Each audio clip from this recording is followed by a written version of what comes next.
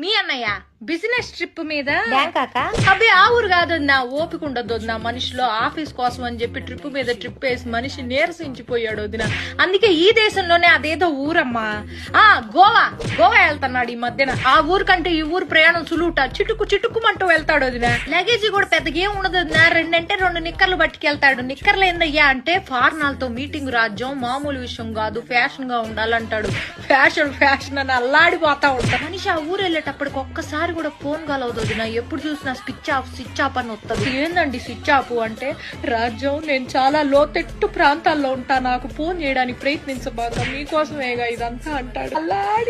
ఎప్పుడైనా phone signal దొరికి ఏం చేస్తానా అయ్యా అంటే మందు వేసుకుంటున్నా రాజ్యం అంటాడు.